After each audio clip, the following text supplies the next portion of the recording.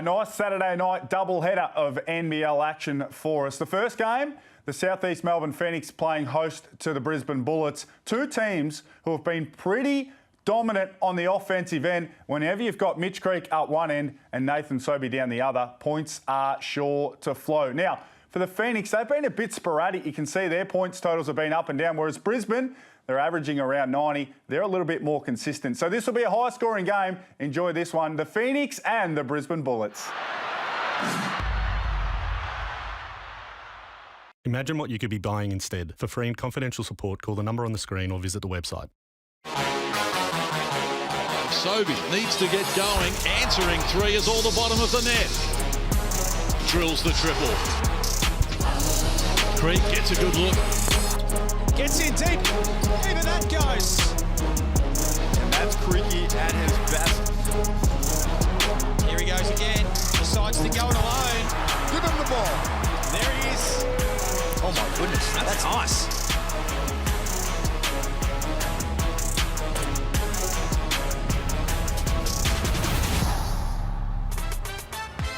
It's a couple of the league stars in Mitch Creek and Nathan Sobey going head-to-head on Saturday Night Hoops for two playoff hopefuls as Southeast Melbourne hosts Brisbane at John Cain Arena.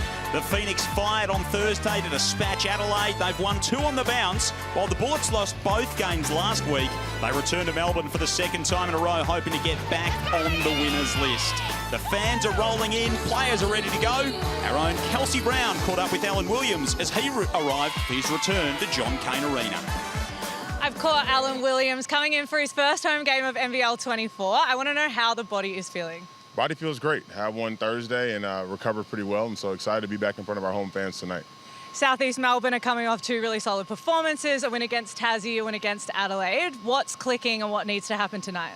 Yeah, I think our defense is really locked in right now. It's something that we've been focusing on in our training sessions as of late, and just want to continue to be good on the defensive end. Kelsey Brown and Alan Williams there on arrival tonight. Joel Peterson and a couple of NBL champions in Damon Lowry and Pete Hawley with you. We take a look at the Mitsubishi Motors ladder, 6v7 that's all set up. Even though it's 6v7, this game has implications, Joel. In a 28-game season, every single game matters. And like D-Mac said for the Brisbane Bullets assistant coach, we're not just here to make up the numbers. Competing ain't enough. We need to win.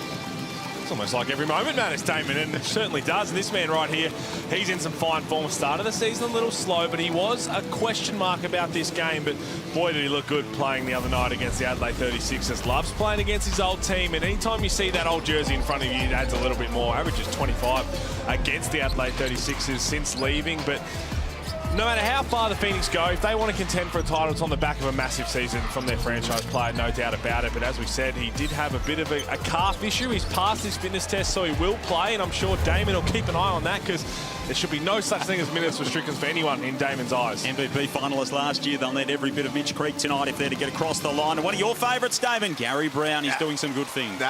Near my nose. Yes, Gary Brown Jr. has been sensational since he's came back healthy, averaging 17 points a game, 4 assists in 25 minutes. But the beautiful thing about this man's game is the way he takes care of the ball. 1 turnover in 25 minutes. That's sensational. And that is why, Gary, it's me, jugador favorito. I've got no idea what you just said, Damon. Absolutely no idea. We'll go to Google Translate. Meantime, it's Caulfield Cup Day. The races are on, Pete. Gorjak Gak, he's a man from your stable. He returns against his former side tonight. Very intrigued to see where that segue was going, but you've done well because Gorjak Gak, I bought his stock last year from the former Bullet. Just an amazing upside. He's had to deal with a little ankle injury himself, and he's just now trying to get his match fitness back. But again, we spoke about Creek playing his old side. There's always something more to it. We've got Gary Brown and Will Cummings on one side in terms of the backcourt, Damon. That backcourt battle will be fascinating, and Shannon Scott's going to be a big part of that for Brisbane, especially on the defensive side of the ball. We know what Shannon Scott brings to the table on the defensive end. What I'm looking for, as you can see there by his stats, getting 3.6 steals a game. He's an absolute thief. But I'm going to need Shannon to step his offensive game up. We saw in that game against Melbourne United what he did late when he knew buckets were needed to be had. I'm going to ask that Shannon to step out of his normal comfort zone and go into the scoring zone a little bit more, Pete, and get buckets. We saw that last year when he played for the Taipans. When key guys are out, he stood up and actually tried to score the ball. He had a 30-piece against the Sydney Kings in one of those games. But you're right, I like it when he's aggressive, but he's going to have to complement that man right there, Nathan Sobey, who league's leading scorer. He's going to always be the Batman. He's going to be the main guy on this team, which every team needs. I like the fact that they've gone and recruited Shannon Scott and Mitch Norton, so he doesn't have to play point guard. He's just got to worry about scoring the ball, and he's doing that at a very high rate right now. And a new face out there for the Bullets tonight as well in Josh Bannon. Yeah, straight into the starting lineup, and this is a kid, a rookie, who everybody's incredibly high on. Probably not much more than Justin Schuller. He's under 17 Australian coach, and he's back home. His first game in NBL after battling a knee injury. He got to the Blitz. He's in front of his own fans, family, and friends. They're going to be in the crowd. A local Victorian kid who didn't want to go back to college for his senior year in Montana, and big things ahead for Josh Bannon. Bulleen Boomers Junior, so you could make an argument he's from the heartland as far as the Southeast Melbourne Phoenix are concerned. There's the Phoenix starting lineup, so Cummings, Brown, Moller, Creek and Williams, and of course Bannon out there with Scott, Sobey, Harrison and Chris Smith for the Bullets, who they'd love a big offensive performance out of tonight, Damon. Chris Smith has been playing well in his minutes. He's shooting 74%. I had to look at that twice. 74% from the two-point land, and he's getting 13 points a game. But the problem is he's only playing 24 minutes. So I'm going to need Justin Schuller to step his game up and leave that man on the floor a little longer. So 6 v 7th, the Phoenix trying to get back above 500 on the season. The Bullets trying to get back to 500 in this young NBL 24 campaign. And it is the hosts who control the ball off the tip. Winners on Thursday against Adelaide, straight down low to Williams, who can't get the finish. And the battle of the bigs down low tonight's going to be fascinating because Brisbane have got all kinds of front court depth. Well, they do, and again, no Aaron Baines. He's sitting this one out again through suspension. So Tyrell Harrison, who's been good in his minutes, and then you expect Sikorsky when he comes in. And they've got a bit of a problem because Alan Williams' first game back had 15 points, 13 rebounds, just loves to eat glass as Moller steps into this one. That's short. So that's going to be something to keep an eye on. Sobey, leading scorer in the league so far this season, 23 a game. Little spin pass was neat to Harrison. He can't float it home. And then who's made that his trademark pulls down the rebound. Gary Brown, so involved at the offensive end for the Phoenix. There is the floater. The floating saucer returns to Melbourne. On cue, Gary Brown works the ball screen well with Big Sauce, and Big Sauce got the Derrick Rose-type floater from almost anywhere. Good to see Sauce back out there playing. He played a good half a game the other night. No minutes restrictions for the big fella. Smith can't hit on the three. Evening to Mick Randall, if he's watching as well. I think he's got royalties on the floating saucer moniker, so little hat tip to Mick on that one. Brown inside, pinched by Scott. So he's on the board early from a steals capacity. Can Bannon get his first NBL points? Absolutely. There you go, Josh Bannon on the board. Nice way to calm the nerves. He's an exciting talent, Justin Schuller.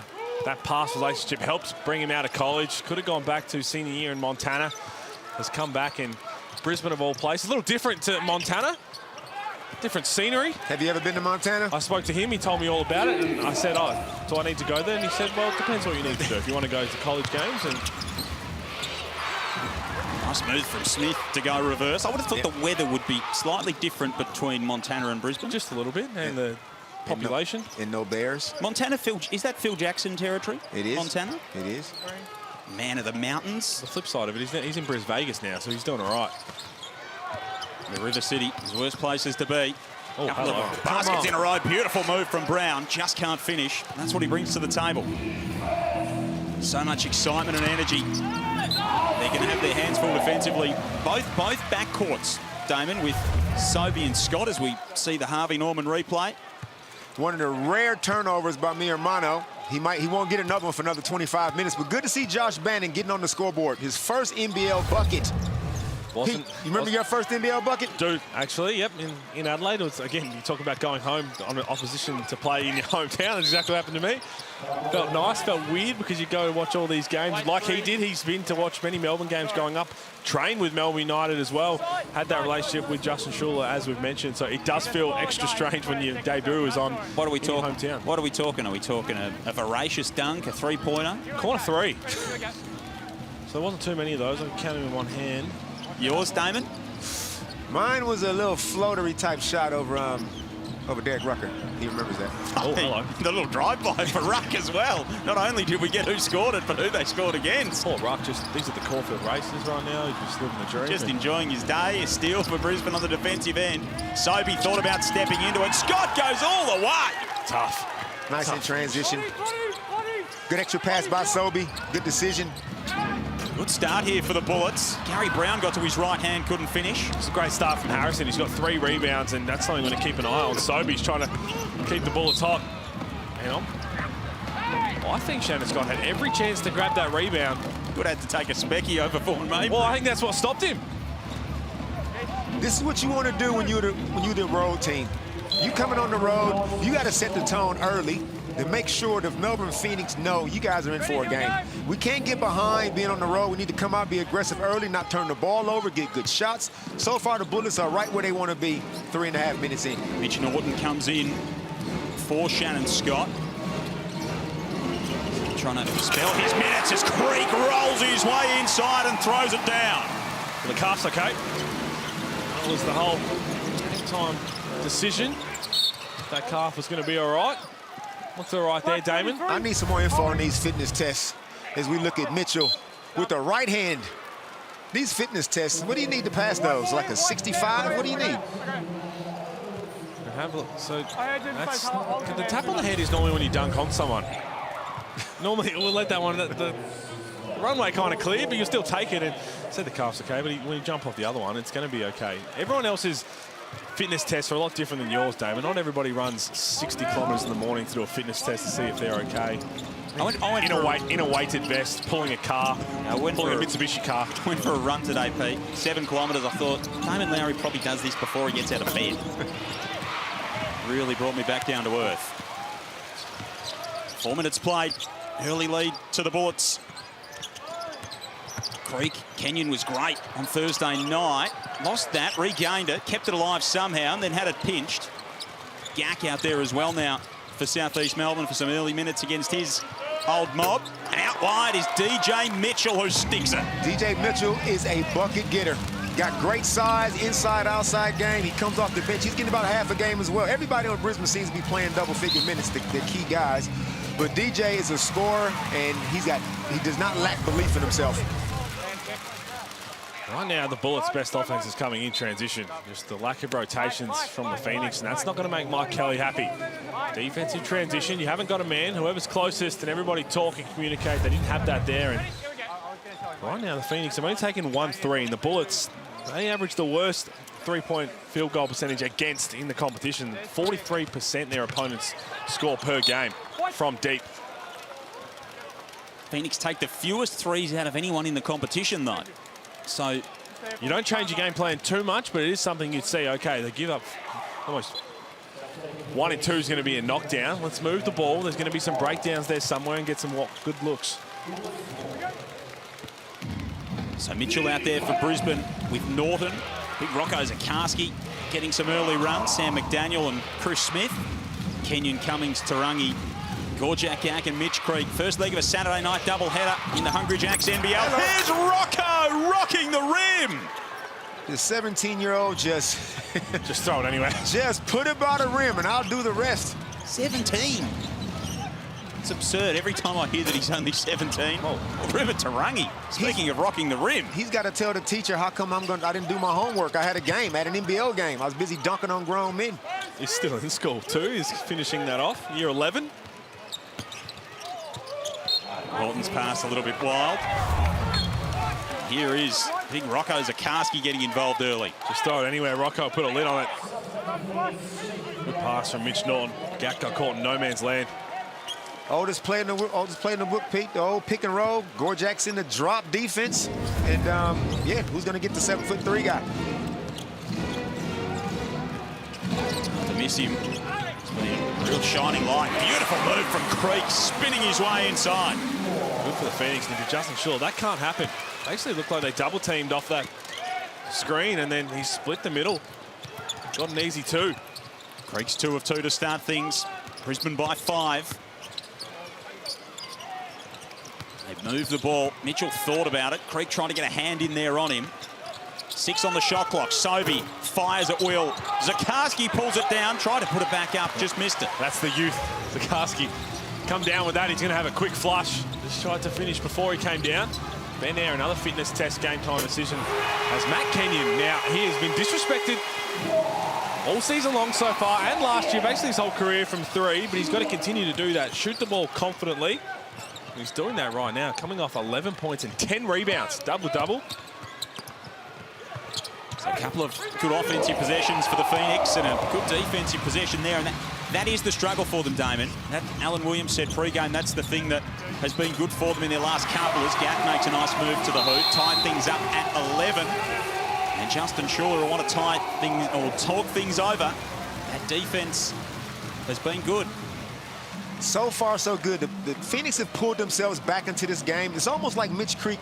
He could almost be another point guard on the floor. He has a sense of the moment. He realizes, okay, we haven't scored in a while. The ball should probably go through hands. Actually, let me take charge right now. He gets up one end, gets a layup, gets a dunk. He comes down the other end and gets a key steal. And Mitch is always going to be the emotional barometer for this team. If anybody comes out soft, Mitch is fix it. Tell you what, this man, he's so exciting, Rocco Zikarsky. We've already seen some glimpses of it. We caught up with Justin Schuller and Nathan Sobey pre-season to speak about the next star. I mean, he's comedy, man. He's funny. Like, he's just, you forget how young he is, and you want to say it's just the immaturity, but it's great. It's great for us older people in the group as well. It's refreshing to have a guy like that around. We push him to those limits every day, but just on the other side of it, just him being a kid is great for our group. And yeah, he's a funny guy. The thing that I love with Rocco is, like, he needs a challenge, but when he gets challenged, he rises to that and he goes above it. And I think in the games that we've been able to throw him in so far, he's shown that example, and that's where he's going to demand minutes off me. We want it to be a slow burn for him. We want to bring him at his own pace. So yeah, I think the sky's the limit for the kid. He's a great personality, really humble. So I think everything that's in front of him is going to be quite an exciting journey, and I'm glad he's chosen the Bullets to be part of that. Unbelievably exciting talent for everybody in Australia right now, especially the Bullets who have him in their roster. But it's funny to hear Nathan Sobey talk about how he's still young. And at the Blitz, supposedly they were doing a bit of recovery by the beach, and this is his age shining through. But it's hard when he's 7'3" to be inconspicuous. But grab the jellyfish out the water. DJ Mitchell was sunbaking, threw the jellyfish on DJ Mitchell's legs. Now, when you're a rookie, doesn't matter how tall you are, doesn't matter any of that, that's going to come back to bite you. And he hadn't made the mistake of trying to have a nap. Good take there from Sobey. Woke up to the same jellyfish on his face from DJ Mitchell. Kids, don't try that at home. Same one. Same jellyfish. DJ's pocketed it and just taking it home for later. Just put it in the doggy bag. Finish shoot around, got the shoes over one shoulder, jellyfish over the other. Let's go. As you do. He's a character. Actually saw him after a Blitz game. Just been staying not far from where we were on the Gold Coast, and yeah, you can't miss him. As soon as you see Rocco in the street, you cannot miss him. Look at this. This is called for a foul, and Shannon Scott trying to fight over the screen. I tell you what, if he doesn't have that little lunge around Ben Air, he probably gets called for a moving screen on Gack.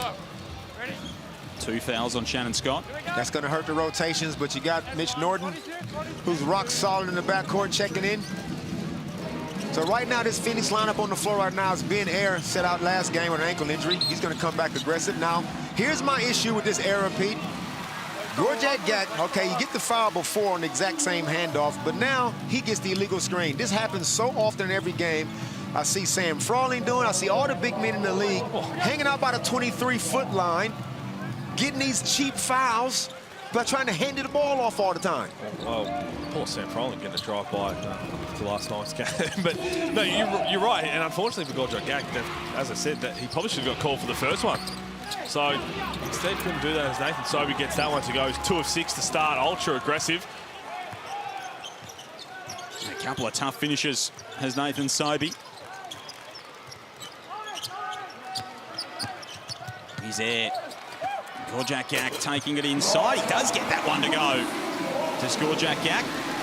Of course, from great basketballing stock. He and his brother, AK, of course, up at Cairns, former Illawarra Hawk. And geez, he looked comfortable on the NBA floor, didn't he? Yeah. Yep, there's some tools between that family. Sobey from downtown. Middle brother also plays professionally as well, so really talented sporting family to Gax, and Gorjak had a great season with Brisbane in limited opportunity last year. Here's Tarangi. He can't hit, and his fellow Kiwi Harrison pulls down the rebound. Even though Matt Kenyon made the extra pass then, as DJ lines one up, I still would have liked to have seen Matt take that second shot, Pete, because he already hit his first three, and there's always a second three to Matt Kenyon. That's the shot that I look for. Yes, he makes one because everybody dares him to shoot. When you make two in a row, that's when scouting reports tend to get altered. It's an interesting one because I think we had this incident last 2 years ago when Matthew Dellavedova came back, and a lot of people were trying to say that he couldn't shoot, and then he went out and hit 7 threes in Illawarra. And the scout didn't change. They were still saying, okay, if you're going to beat us, you're going to beat us. And boy, did he do it in that game. Now, obviously, he's a completely different threat on the offensive end. And hopefully he's okay. We know he's battling concussion. But it's the same with Matt Kenyon. I don't think how many he shoots right now is going to change the way that everybody looks at his whole career. So if you're thinking that way, if you're Kenyon, just go out there and you're going to get a bunch of wide open looks and just knock them down. Build your stats up. Bannon can't hit inside. Reece Vague in for his first minutes of the game. Cummings, Tarangi, Brown, Williams and Vague out there. Here is Alan Williams, not quite on the floater on that occasion. Chris Smith, Sam McDaniel, Tyrell Harrison, Nathan Sobey, Mitch Norton out there for Brisbane. Under a minute remaining, opening term. Bullets by 2. At John Cain Arena, first leg of a Saturday night double-header. Oh, Harrison tries to put a lid on it, just couldn't finish. And a foul on the play. It'll be a Phoenix ball. Of course, Adelaide and Perth coming your way later tonight. Talk about two teams that need a win. Implications. If I'm Mike Kelly right now, I'm okay. I'm feeling good about it. I'm getting the kind of shots that I want. Will Cummings and Gary Brown, they haven't having their best game so far, but you know what you're going to get from those guys. But they're so pick and roll heavy. They're getting good shots out of it. They just haven't been able to finish. But I'm comfortable with those shots. 6 turnovers for the Phoenix in this opening quarter. Might be the only worry for Mike Kelly. Here's Reece Vague at the line. Career 60% free throw shooter. Misses the first. And Reece was good last game. Came off the bench, hit two quick threes. I like the fact that he didn't hesitate. And they're going to need Craig Moeller and Reece Vague to contribute more on the scoreboard throughout this year. I mean, we saw last Saturday night, didn't we, against Tassie, how important Craig Moeller's role to this Phoenix team will be.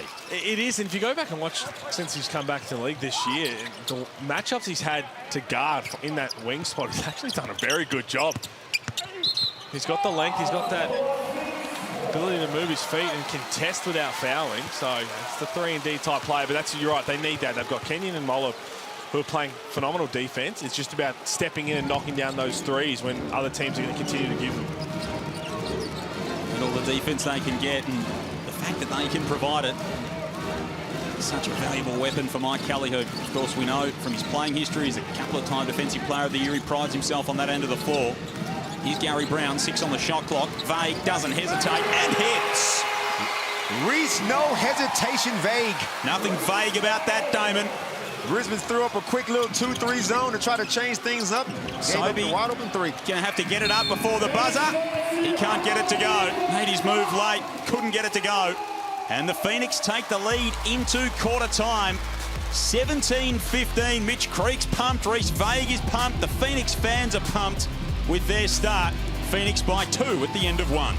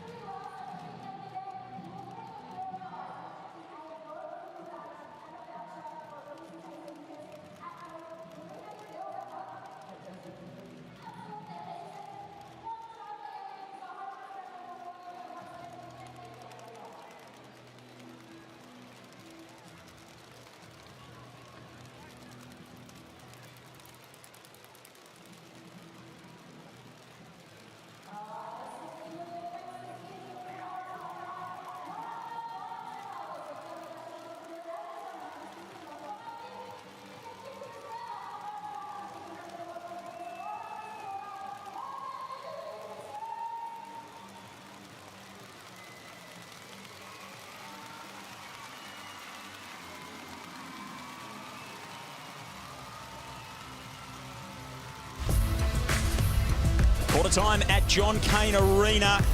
And the Southeast Melbourne Phoenix take the lead into the opening quarter break. A couple of Mitsubishi Motors threes in that opening term.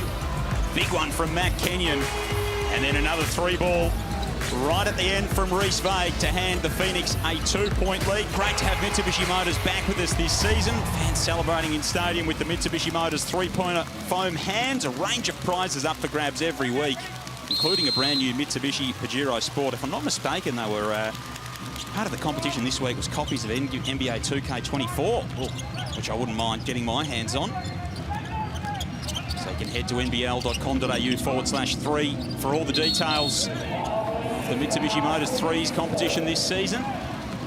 Not a great start on the offensive end for the Bullets coming out of quarter time. Yeah, a bit to work on for both teams after quarter time. And for the Phoenix, I mean, defensively, both teams will be pretty happy to keep the opposition under 20. But 6 turnovers in the first quarter for the Phoenix. The best team in the league at limiting their turnovers. They only average 10 per game, so they're more than halfway there after the first 10 minutes. It was an up and back opening term too. The game's been played at a pretty frenetic pace. It's the way Brisbane like to play.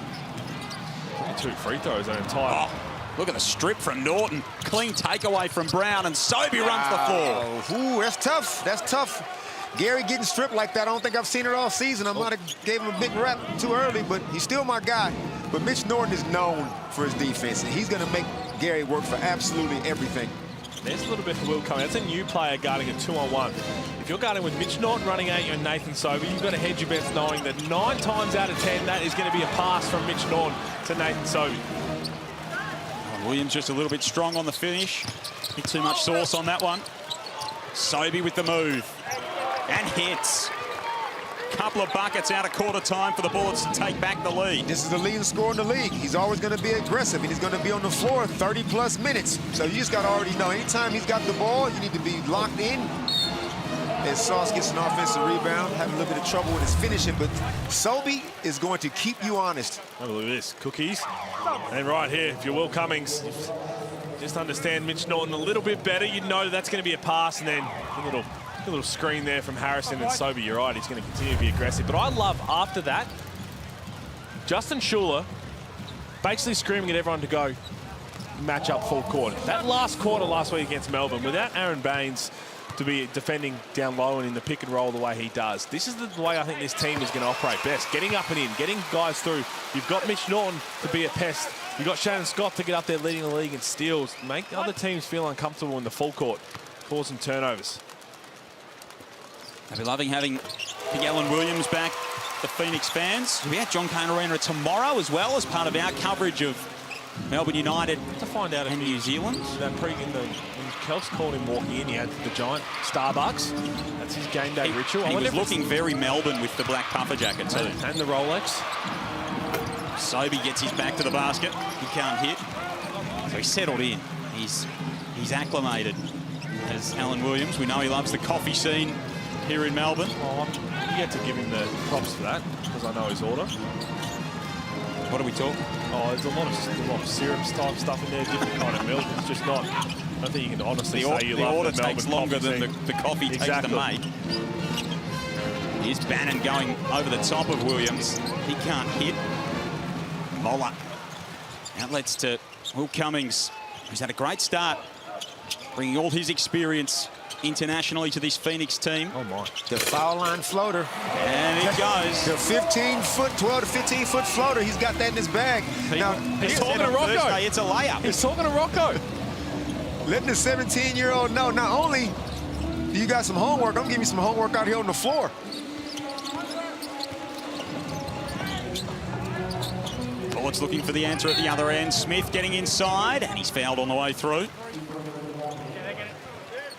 Going to the free throw line. Interesting character, Chris Smith. I was checking out his Instagram the other day. I reckon every third photo is a photo of a big cat, like literally like a panther or a leopard. There's got to be something to that, which is he's caught up with him in the blitz with everyone for the sit-down interviews, learn a bit about the new guys and catch up with the rest of the players. And there was a bunch of crows outside. He is deathly afraid of birds. Not a good time for him. Well, not a good time to go on a road trip up to Cairns and all the bats flying around, but I'm talking like deathly afraid of birds. So he's walking through the park. He's in trouble at this time of year. It is swooping season. I think his teammates are having a bit of fun with him talking about that. He actually said he wants to wear one of those hats with the spikes out of it to and from practice. Not a bad idea. I don't blame him. Just needs permanent bike helmet sort of stuff. But he's really well credentialed. He's played all over Europe, played with Alan Williams. Played in Russia alongside Alan Williams and Will Cummings, who have also played in that part of the world. Alan Williams starting to be a problem on this end, getting rebounds. Rebound number 4, second offensive rebound. See, this is Sauce will eventually impose his will. He's already missed a few that he knows he can make a couple gimmies around the rim. But if I got a 17-year-old super skinny Rocco who will be in the NBA one day, it ain't gonna be this day. Oh, beautiful feed from Rocco. Finds Mitch Norton cutting to the hoop. Rocco dropping dimes. 8 and 4 right now. Alan Williams has. And that's what Rocco, the block at the other end. Zakarski with a couple of big plays. Black 15, push. Just the overplay from Brown and perfect pass from Rocco. That's the way to respond after giving up an offensive rebound down the other end. Just not sure if he's one, because Alan Williams is going to chat to him. He's going to talk to him throughout this game. I'm not sure if Rocco will give it back. Seems like a pretty sort of quiet, laid-back kind of kid, the big Queenslander.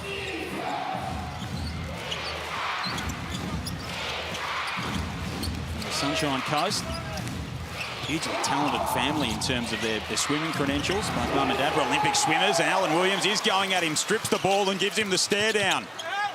Gary Brown flies the other way, and he's fouled. I've got a natural curiosity. Hit me. You're 7'3". What would happen if he caught the ball by the basket? Just tell me, instead of being right here on the three-point line, fighting for his life with the big sauce, what would happen if he was by the basket, Pete? I mean, well, firstly, trying to get a handoff. Whoever's coming off the handoff has to do a better job of setting up, because Phoenix just slid through that and blew it up, and you left him on an island. But you're right, and I think that's where it's going to take a bit of an adjustment right now with Josh Bannon coming back in and trying to figure out where everybody sits in rotations and different lineups. And that's where you'd like Josh Bannon to be able to go hard and with the handoff or potentially keep it and go back to the basket. If Rocco got half of a jump hook, it's over. It's over for the league if he got half of a jump hook. We'll never know. Well, right now, ultra small are the Bullets. Bannon and Mitchell. 4 in the 5 with no Baines. Gary Brown checks out of the game for the Southeast Melbourne Phoenix. Kelsey Brown's courtside. Kelsey caught up with him before the start of the game. He's brought so much energy to this team, and his chemistry in terms of his background playing with Mitch Creek's a big part of it. Yeah, I spoke to him about his relationship with Mitch Creek. He did say it was a big reason as to why he came back to the Phoenix this year. He said he loves them, and it's really hard to find that chemistry within a team. So once you've had it, you've got to go with it. Played together at Puerto Rico. With those two. Strong move from Williams, who runs over DJ Mitchell. These are big minutes because Tyra Harrison's got 3 fouls already, and you think about how they would have gone into this game plan. Had to try and protect Harrison, because Rocco and Harrison have to hold it down until Baines can come back. Right now they're ultra small, and if you're the Phoenix, you just got to keep throwing it inside and punishing. Tough finish. Good body control by Sobey. Mitch walled up very well, but Sobey's an athlete, acrobatic in the air. Good finish. All right. Coming into the corner for Kenyon. Yes! That's what he's got to do. Corner 3 man. But you even see the way Nathan Sobey went to close out. He took a couple of steps and then said, no, I'm going to let you shoot that, but you can't do that right now. So the challenge now is to hit the next one, isn't it? Sobey on the other end leaves that one a little bit strong. Here's Cummings in transition. Takes it right into the heart of the defense and finishes. This is where he's at his best in transition. Both guards. If Schuler calls a timeout, because they got to chat about this transition D. Will Cummings and Gary Brown, there's always a guy on the floor they can create in the open court. Mike Kelly is spoiled with backcourt play. So 32-24, Southeast Melbourne Phoenix ahead. We take a look at our Pump by Reebok influencer seats. Nadia Bartel, Australian model and clothes designer, enjoying some of the action courtside. Hell of a vantage point in at John Cain Arena. Those seats do look comfortable. And see how we're laying down there, just enjoying the absolute comfort. That is how I saw Andrew Gaze in his Mitsubishi. Seats all the way back. Fully reclined, self-drive, just doing his best. That's a good little run here from the Phoenix. As I said, that's how they have to punish him. And Alan Williams can't ask for a better return after missing the first couple of games with injury. 10 points tonight already, 4 rebounds, 2 on the offensive end, coming off 15 and 13. And just reminding everybody of the kind of force that he can be down low. Sauce has done a good job, too, even this season so far. This is only his second game. Remember last year, he always got himself in foul trouble. It's always hard for the imports the first year they come out here to understand how the ref's going to call the game. And Sauce being as physical as he is, this year seems like he's just learned. It only comes with experience, I guess. So 8-point lead to the Phoenix. Justin Schuler called timeout. Kelsey Brown, you were listening in. What did he have to say? He actually wasn't too concerned about the deficit. He looked at Rocco Zikarsky, who he's checked back in, and said, my only job for you is ring protection. Well, it's not a bad protector down low. Might be interesting to see. So right now, Phoenix have matched that small ball. So you've got Mitch Creek. That's going to have to be changed up. That mismatch down the other end. But they're kind of switching everything and seeing if this works for the Phoenix. So Isaac White getting his way inside. Can't get it to hit. Both leading scorers on the bench at the moment. In fact, Sobey is back out there for Brisbane, but Williams has got 10 as well as Sobey. It's a nice little cheat code for the Bullets that would have Justin Schuler come in as the head coach to have these relationships with guys in the under-17 Australian team who we coached for a long time. He knows Isaac White. Rocco Zikarsky was part of that program at one point. Josh Bannon. So he's got all these previous relationships that he can go to now, and again, they're doing enough to entice a guy not to go back for his senior year in college. So speaking of connections, he was at Melbourne United when you were? Yep. Schuler? Yep. What type of coach is he? I mean, he's a great players coach for that reason. He was my head coach in the NBL1 for Kilsyth as well. So he's the one that understands what relationships are going to work well together and try and put it all in. That's what he's done with it, trying to get a different culture for Brisbane after everything they went through last year. And that's what we're kind of seeing. We've seen flashes of what they can really bring, haven't we, early on in this season. And we've also seen the last couple of games that they've struggled, but they are still missing their focal point down low. Is Moller rising up? Can't quite hit. McDaniel in there trying to get the rebound. Right now, they've just got to solve this issue on the rebounds. Cummings gets inside. That won't go. Again, another rebound for South East Melbourne. Kenyon can't get it to go. Another loose ball falls to the Phoenix. They are gobbling up the O-boards at the moment. I'm Moller. I'm just turning around and shooting it. Right on cue. Around and out. Post play. Mitch Creek, they threw it into the block to Mitch. Mitch drew a double team, kicked it out. They just missed the shot. Phoenix are pick and roll heavy, and the Brisbane Bullets got to address their pick and roll defense at the half. Here's McDaniel hitting. Been a lock in plenty of Supercoach teams, Sam McDaniel, Pete. He's had a really nice start to the season. Yeah, sure has. Bringing that spark off the bench. Getting the boards as Reece Vague tees one up. That's good. That's what the Phoenix fans wants to see. That's what Mike Kelly wants to see. No hesitation, Vague. That's what we saw when he lined up for the Boomers in the FIBA qualifying that window. Come off the bench is hitting threes. Just quietly has one of the best NBL resumes you've seen with his years of the Wildcats as a development player. Just championships on championships. Well, there you go. There's your answer, Damon. Wow, by the basket. Isn't that something? Fancy that. Isn't that something? Hardly even had to get his arms up to lay it in as well. Man, he's got a hell of a resume from a lot of those teams as well. Here is Reece Vague. This is pick and roll defense, so they got Rocco in the drop. They don't trust Rocco to come up and, hey, Pete, there used to be a ball screen defense called show and recover. Don't know if you remember that. Jeez, it's been a long time. It's been a while. But if Rocco's going to be playing drop defense on a guy like Reece Vague, that's pick and roll, pick and pop all day long. Reece Vague, he's got some artwork. Of course, part of the Perth Wildcats program, they celebrate one of their absolute stars tonight, Jesse Wagstaff, 450 games. Well, hopefully. He's had a couple of DMPs. We haven't been able to get there yet. Let's hope so. So we can celebrate what an incredible achievement that is. Tremendous longevity and success and a massive part of their culture. And he's in the All-Star 5 of the best dudes walking the face of the earth. Great dude, Jesse. That's a big claim. You know who else is in that team? All-Star 5? I want to know the whole lineup now. I got 3. Yep. Rupert Sapwell. Shout out to Roop. Good man. Find one guy that's got a bad word to say about Rupert Sapwell. Some of the best shirts you'll see as well. Hates a swish. It's off the glass.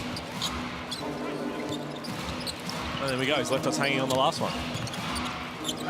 Only got the 2 right now. Daniel couldn't hit. I've definitely heard you say I've got 3.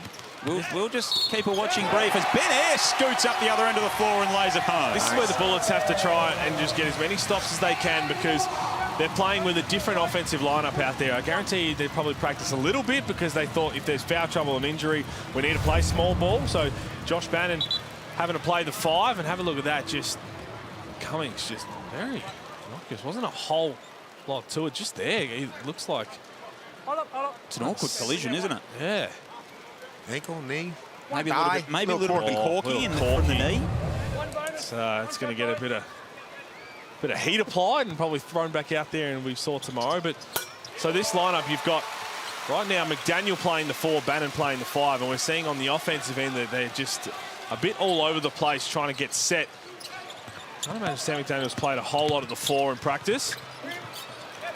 So again, offense missed the layup. Now they're just going to try and get stops and get to this halftime break. Sobey couldn't hit on the other end. Kelsey Brown's courtside and was watching very closely Will Cummings as he came off with that injury, Kels. Yeah, there's a little bit of a concern. He's gone straight behind the doors.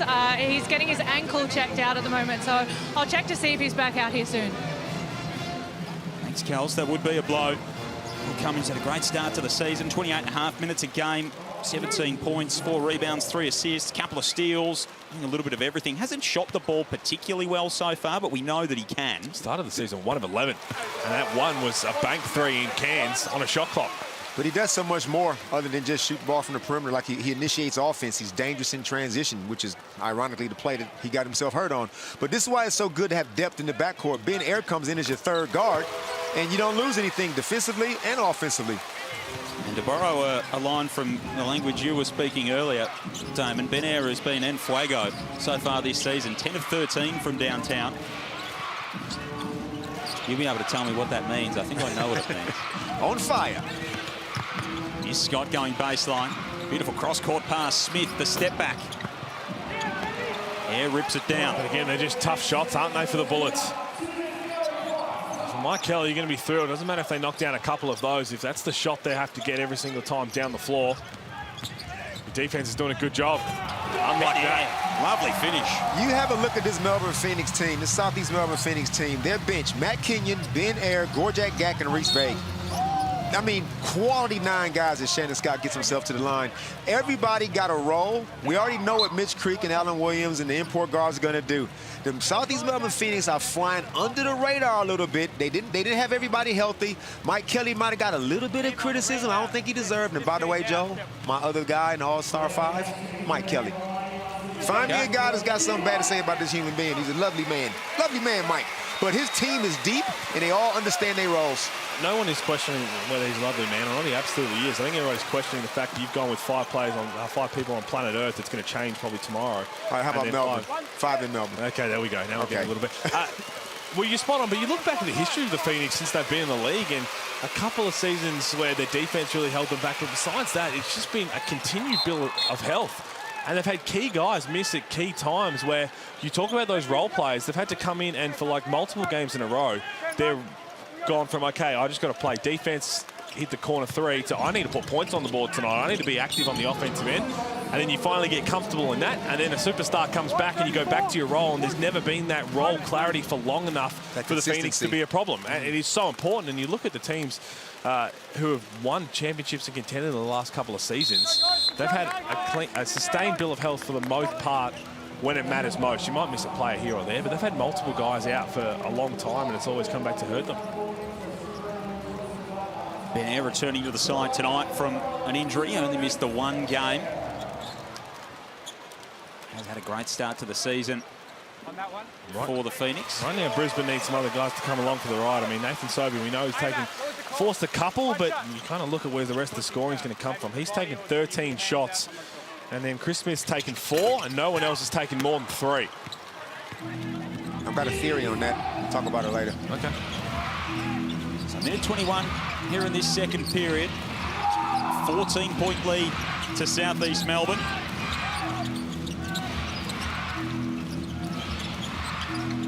Norton to White, down low to Bannon, makes his move on Vague. Good defense from Reece Vague. That was a structured play. They wanted to go. They liked that matchup. Josh Bannon on Reece Vague. They backed him in. He just happened to miss that one, but that's a set, and that's one thing, Pete, we don't see a whole lot of these days, are sets for specific guys. Well, I actually think it was set up for Isaac White to pop back off that down screen. It's Gack from the short corner. That's no good, because they had Bannon on the roll, and instead they gave it to Isaac White, which it looked like they were really trying to force, and they had to then throw a high low to Bannon to try and get that right-hand hook shot. So this is what I talk about. You've got guys who are playing a bit out of position, and you kind of roll over the shop offensively. That's going to help from Mitch Norton. So Norton gets inside. And we'll have a timeout late in this opening half. 28.5 seconds remaining. It's a 12-point lead to South East Melbourne. And as many as 14 on a couple of occasions here in this opening half. Joel Peterson, Damon Lowry, Pete Hawley with you. Kelsey Brown is courtside with us. South East Melbourne lead at 45-33. I need Kelsey Brown at halftime to grab Rocco and ask him if he's got any homework. Does his teammates help him? Sure. We'll get Kels to investigate that one. She caught up with Shannon Scott before the start of the game and found out a little bit about the Brisbane Bullets debutant this evening in Josh Bannon. Versatility. He's a really smart guy. I know he's a rookie this year, but he's definitely one of the most intelligent guys we have. So, I mean, having him on the court is going to help us out a lot. It's going to bring some intelligence, some versatility. I'm happy for him. Spoke about those connections for Justin Schuler. He's got one with Josh Bannon. Of course, they played in a 2018 under-17 national team. So Luke Travers was part of that team as well. Wani Swakalo-Bullock was part of that team with Josh Bannon too. Bannon said of that time in his career when he was playing under Justin Schuler, he wasn't particularly talented. He might have been a bit lucky to be in that squad. Luke Jackson, the AFL Premiership player, was in there as well, the West Aussie. That's Luke Travers' best mate. But they've got some real talent, and that connection has drawn him back. He spent 3 years at Montana, twice an all-best Big Sky Conference player, and he's come back to Brisbane to reunite with his former coach. Had to work out with the Pacers as well. Yeah. This season, and yeah, you're right. So I said it's a bit of a cheat code bringing in Schuler because he's got those past relationships from the early Australian teams. Karski as well in there. So 5 second difference, shot and game clock. Ben Air doesn't worry about it ticking down. He just fires away. Bannon pulls down the rebound. The Bullets have got 8 to work with to halftime. Down by 12. Can Sobey inspire them going into the half? Gets to the corner, turns around, won't go. And it is a 12-point lead to South East Melbourne at the half, 45-33. They turned a 2-point quarter-time advantage, and they outscored Brisbane 28-18 in that opening half. It was pretty comprehensive in that second quarter from the Phoenix, Damon. A very underrated defensive team and a good defensive performance they haven't so far. So the Phoenix, they got all the bases kind of covered when they got everybody healthy, and they're going to be tough to beat. And he who doesn't hesitate, Reece Vague's hit a couple of threes. He's with Kelsey Brown. Reece, you've got a 12-point lead heading into the half. How's it feeling out there? Yeah, great. That first quarter's a little slow. Our starts have been kind of wonky this whole season, so good we put in effort in that second quarter and really got a leg up to go in the half. You're finding your rhythm from three. You feel like you're finding that shot. How's that feeling out there too? Yeah, my teammates are doing a great job of just finding me in those open spots, and it's just my job to knock it down. So hopefully I can keep doing that. Awesome. Enjoy the rest of the game. He's been knocking it down in the first half. Reece Vague, 9 points, 2 3 balls. Phoenix by 12 at halftime. They lead at 45-33.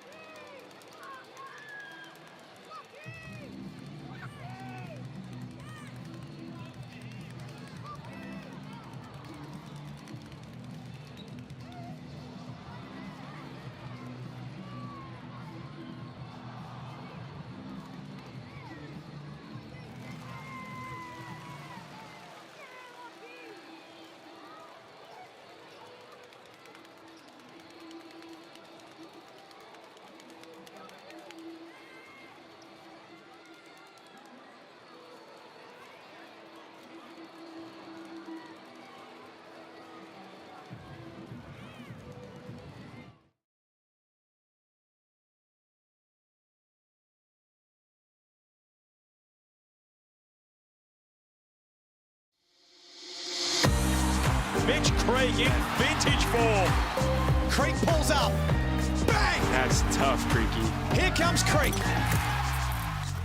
NBL23 was a bit of a roller coaster to start with. Injuries, inconsistent in team kind of cohesion, how we played and how we prepared because we didn't have bodies. We had Trey, Kell, Gary Brown, Sauce, kind of all three imports who were all very dominant in their own rights throughout the season, but all kind of started at different levels of health and fitness, and it kind of put us in a bit of a tough spot. You know, personally, it's always challenging when three of your key players are out and then all of a sudden it's kind of everyone looks at you again and goes, hey, like, we need you to be you even more so at a higher level. And you're already kind of pushing yourself to get to that level, but you really have to dig deep and go, well, there's more in there. And there's always more in there because I'm super critical of myself. So once I figured out there was so much more in there to kind of grasp, I realized that there was another level to get to again. And I think that's what started to happen. And then when guys came back, there wasn't a, like, let's relax. It was more of, okay, let's turn it up even more. Now I've got some soldiers really with me who can go and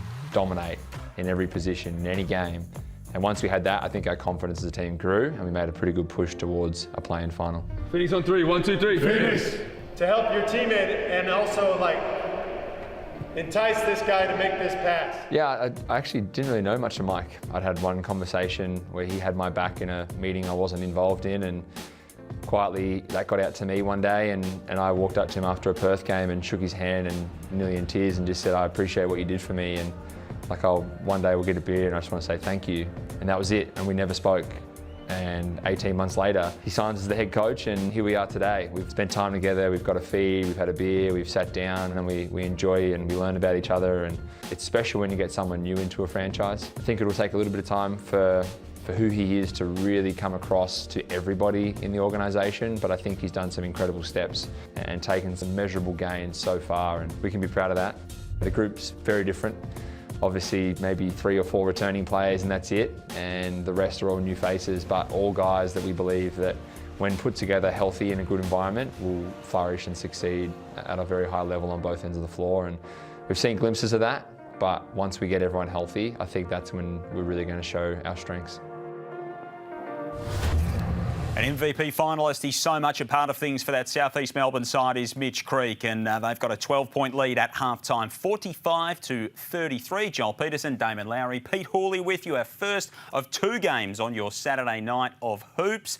Impressive start for the Phoenix.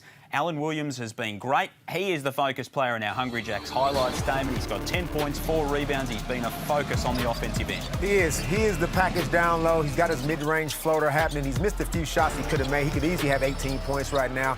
But here's that stability, that rock. The defensive presence that the Phoenix need. He'll go up to one end. He'll throw his weight around, get offensive rebounds, defensive rebounds. Look at this, even pressure D on the wing from Big Sauce without fouling, which is great. So it's good to see Sauce back and healthy, and I'm expecting big things out of him the rest of the season. Yeah, he looks awesome out there. Looks like he hasn't missed a beat. And again, he spoke about on overtime that he pops in about how much he loves to get double-doubles, and he's starting to do that really well. He's on track for another one here. 15 last year, 1 already this season, and on track for another, as Pete said. Nathan Sober, we spoke about him in the pre-game and what kind of role he'd play in the offense. 14 shots in that first half, 10 points. He needs a bit more help. Yeah, he does. And again, when I say he needs more help, he obviously needs other players to put the ball in the basket to take some pressure off him, but he needs some help in their offensive execution, because a lot of the misses are going to come from some forced opportunities where there's nothing easy. This is obviously a good shot. When your defense falls down, you've got to take that. He's had a couple layups on the rim, but besides that, you kind of look, okay, that was a half-court set that ended up just being a complete breakdown and having to go one-on-one because there wasn't any movement off the ball. We have a look at his Blackmore shot chart, and hasn't hit a 3 yet, which is something to keep an eye on. In 11 straight games at John Cain Arena, he's hit 2 threes. So that streak could be coming to an end unless he knocks down a couple, but there's a lot of red X's out there who need some help on the execution side of things. They've got a 12-point deficit to make up in this second half. The Brisbane Bullets, Nathan Sobe will need to get involved, and a few others if they are to do that. Second half on the other side of this, the Phoenix lead going into it, 45-33.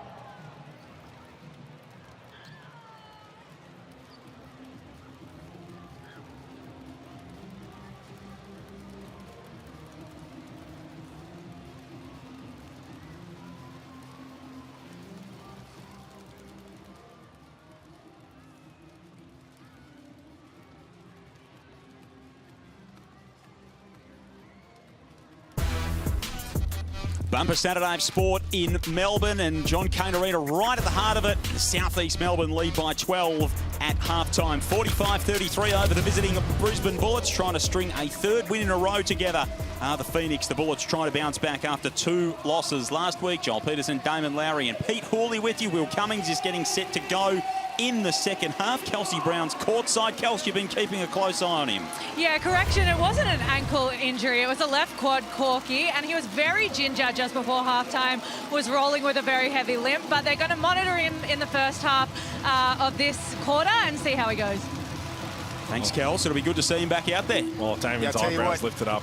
I'll tell you what, you can stop monitoring me, and you doctors and you sports dudes, get away from me. Not happy with the corky. Nah, we don't miss minutes for corkies. As some, no. Look at that, we're having a corky meeting. That's a corky conference. Get away from me. I'm playing. I feel you, Will. I had one under 12. Playing full forward. Didn't go to school for a week. So I feel your pain. They're not nice, and Mitch Norton's got some rather sharp knees, but surely a bit of heat. Keep on the bike. And this is a real revelation. I didn't see you as a full forward. Well, there's no point getting tackled or doing any of that. You just slot goals, mate. I like it. I like it. Not a good start here. Underway, and the Bullets win it straight back. That's a sloppy turnover. I hope he's not worrying about that fake corky.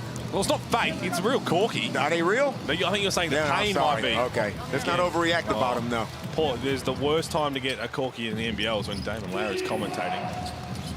Dave Simmons, Melbourne Tigers need me in the thigh. I thought my leg was broke. What'd you do, run 65K that afternoon? Here's Scott at the elbow. Inside for Harrison, who's back out there. Who's in foul trouble in that first half. We spoke off the top how Shannon Scott, when players are out, normally gets more aggressive on the offensive end. He's going to do that right now. Just a one shot in the first half. He's got 4 points, a couple of free throws. Moller. Feet set, no good, but there's Alan Williams just trying to keep the possession alive. See, I don't like that shot by Craig, even though he can make it. I got Chris Smith guarding Big Sauce down low. That's where you go with the ball. Well, Smith rises up. He can't hit. You're 0.28 seconds away from right now a Milwaukee buck into this. Gary Brown gets inside, hangs, can't hit, collects his own miss and puts it back. 7th offensive rebound for the Phoenix. Talking about Alan Williams being on the glass. Everyone's having a crack at it. Great defense to make him miss through a wall up. But you've got to come up with that board. Trying to stop the bleeding right now. Smith makes his move to the short corner. He can't hit. It's going to be an over the back call, it looks like, on Josh Bannon. But that was a good execution. Chris Smith came off the flare screen, got to a one dribble pull up. I know he missed, but if I'm Justin Schuller, if I'm Shannon Scott, I'm coming back down and running the exact same thing. We got a really good look, a wide open look for one of our best shooters for a mid-range jump shot that Damon Lowry said he shot 74% from 2-point range. So if you're going to continue to be that open, you got to go back to the well. 15 and 21 last weekend for Chris Smith. Just a 3 so far, and an offensive foul going on the Phoenix. Classic dribble handoff, bad screen. I want somebody to give me a stat on how many offensive fouls we see from just this action right here. Everybody's trying to blow up screens, although Mitch was hard. Ooh, Sobey might have got him, though. Here's Sobey inside. Nice beautiful feed from Scott. Nice set. Round back the other way. Oh, hello. Williams lines up the triple. Oh, It's almost a floater for 3 from Big Sauce. There was 0 hesitation, and it looked like he had the celebration ready to go for a while. It grazed the Jumbotron, Pete. Ring air traffic control and tell them that Big Sauce's 3-ball has landed. Here's Bannon for a triple. He can knock it down from outside. Williams with the rebound. Well, he put one up on Thursday night. Oh, he put it up from half court. Pick and pop for Sauce. Cross-court pass, Cummings, Moller. Beautiful ball movement from the Phoenix. Brown can't hit. They dodged that one there, Chris Smith. You mentioned you got to pick between Craig Mullin and Gary Brown. Craig Mullin's missed his last 2. Try and make sure he earns it. Shannon Scott finally shoots a field goal. That's no good. Creek takes a little bit of a clip. 5 of 12 from downtown, the Phoenix. Bullets there. 1 of 12. That's how you keep your percentage up, you don't force anything. It's Oh, nice feed. Inside to Moller. Sauce is wheeling and dealing. Justin Shula's seen enough. Game high 17-point spread on the Harvey Norman replay. Feet the big set. fella getting it done. Cash. Look at this. Didn't even think about it. Shot clock still at 17. Doesn't matter. As soon as it left the hand, he loved it. So it's just a really nice read. Craig Moller. And again, if you're Chris Smith, that's a couple of breakdowns on the defensive end. You've got to slide underneath that. Try and meet him on the other side. He's too long and athletic to let him get that deep. We spoke about his role and how important he could be to this Phoenix side. Craig Moller, Mike Kelly spoke pre-season about exactly what he's going to bring to this Phoenix lineup. It's amazing. Craig's story is amazing. A year and a half after breaking his kneecap and a couple of surgeries and he's back playing. It's just fun to be a part of that. You know, we had a preseason game against Melbourne a couple of weeks ago and he played 10 minutes and he was terrible. And I got to halftime and he was done for the night. And I just gave him a big hug and we're both smiling and just saying, so good to be out here. So I'm just thankful that I get to be a part of that. And he's a pro and he's a good teammate and he's a great basketball player. So I think we're gonna see him get back slowly and be a big part of our group here. Especially at the defensive end, we know what he brings, but he's, of course, coming off that horrific knee injury, Pete, and a couple of seasons overseas, coming back to the NBL, and he's just showing us a little bit of what he can do. Yeah, horrific's right. And a very similar initial knee injury to Ryan Pappenhausen from Melbourne Storm, where it happened differently. He just went up for a normal test of a mid-range jump shot and landed. It wasn't even a big jump, and all of a sudden his kneecap was halfway up his quad and shattered in a bunch of different places. So not a fun rehab either. He had to get another surgery because it wasn't quite fixed when he returned home from Germany.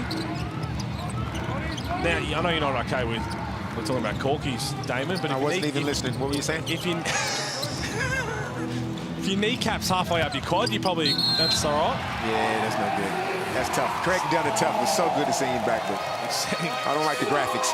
Well, he said that he was using them like it was a manual car. That was. See, there you go. You're saying it. You're doing too much. I've stopped listening when Pete goes into that kind of detail as well, Damon. You know what I'm saying on a manual car, moving his kneecap like it was like going. Yeah. So anyway, first gear, second Brisbane gear. down 17. So you do understand. This is danger time right now for Brisbane. Like for everything that Justin Shula has done culture-wise, rebranding the club. A bad, horrific loss is not what you need. So you got to keep this game close. You got to compete. You can't give up uncontested 3 balls to Moller like this. Moller cans it. It is a 20-point game. Justin Shula's got some work to do. Kelsey Brown, what did he say at that last time out? Yeah, he was incredibly animated and angry, to say the least. He wants them to move the ball, get the ball through some hands. But I wanted to ask Damon what he thinks Brisbane needs to do, but he already answered that. Well, yeah, Kels. I mean, Kels, they have one guy that's got more than 4 points than Nathan Sobey. He's rocking it. He's rocking it. And there's not enough like Shannon Scott. Shannon Scott at halftime, he has 1 shot. As we look at the replay here, is Moller, good pass by Sauce, but the Bullets are not aggressive enough offensively. I remember when D-Mac coached in NBL1, he had a saying, he said, I need to get up 100 shots. I need my team to shoot 100 shots to be competitive, and the Bullets need to be more aggressive. So Sauce has hit every celebration in the book here, too small, and he's rocking the baby. Yeah, we're running out of celebrations here from Big Sauce. But if that possession with the open 3 from Craig Moller, they're obviously undersized with no Aaron Baines. We'll keep talking about that. But Mitch Norton calling ready for the double team from Harrison. You've got to wait till it's either a double team on the catch where you go straight away, so Alan Williams doesn't have that cross-court pass, or you wait for the dribble, and then people have to stay home until that dribble occurs. They were caught in no man's land, which they've been way too much in this game, and you give up wide open threes. So at the snooze timeout, is there something Justin Shula can do from a lineup perspective to try and arrest some of this momentum? It's hard because we keep talking about other guys have to step up offensively, but he's talking about ball moving through hands, because that last possession, I'm looking at a guy like Shannon Scott. He set them up, and all of a sudden he didn't see the ball again because it was moving. He's got to be more aggressive. If you come off I know you want side to side, but if you come off that first on-ball screen and you've got an advantage, you've got to attack it. You've got to be aggressive. Yeah, see, this is this era of equal opportunity. I don't want equal opportunity. I want Chris Smith, Nathan Sobey. I want my imports taking the bulk of the shots. And did I just see my old coach, Ian Stacker, in a sneaky little polo shirt behind the bench? Sure did. You want the opportunity. Well, here it is, because Harrison, And you basically have 4 3-point guards and Sam McDaniel. So they are incredibly small. So some ground to make up. Game high 22-point lead for the Phoenix. Let's go courtside again to Kelsey Brown. Yeah, I want to touch on Josh Bannon. I spoke to the Bullets camp and they said he's one of these young players that's so hungry to be a culture man. He wants to be the smart. He's obviously had a little bit of a slow start to his first professional game, but I want to see if he gets out there again, if he can provide this spark for Brisbane. 16 minutes so far for Bannon, 1 of 5 from the field, 3 rebounds. He could be one to take the opportunity. Mitch Norton is certainly doing that from the corner. Good penetration. Shannon Scott aggressive. They helped out of the corner, which you should never do, and I'm glad Mitch Norton did not hesitate, knock down the corner 3 ball. You remember my stat off the top about the Brisbane Bullets? They're the league worst. There's a floater, that's a layup for Alan Williams, and he's putting his hands in the whip. Now we've got the MJ shrug. We've got it all. Put it away, Sauce. It's just too easy. When you miss a few weeks, you've got some things you need to get out of your system. Yeah, okay, you've got the whole season to get through your celebration book. Don't do it in 1 quarter, big fella. Might be a big book. He's got a novella of celebrations as Big Sauce. So encyclopedia. Have another look at this. And again, Tyrell Harrison. That's a 1 dribble floater too. Yeah, but that's his game. That's in the scan. Have a look at this. Did go for the MJ shrug. But 6 of 13 from 3 now, the Phoenix, 46%. And the Bullets are the worst in the league at that. They give up 43% for their opposition. And it doesn't help when the Bullets are shooting 2 of 13. And as I said, in halftime, a couple of streaks that potentially could end. Nathan Sobey, 11 straight games at John Cain Arena has scored 2 or more threes. And right now he's 0 for 4. This is the one thing that can make this game better for Phoenix fans, and that is burgers. It's about dinner time. Shout out to the guy in the cowboy hat. Tyrell Harrison doesn't feed Melbourne on this occasion. I think Jack Hepburn's actually in the crowd there somewhere. He would have had the burger sign up with the family. Nothing like getting a free feed on the way home. Absolutely.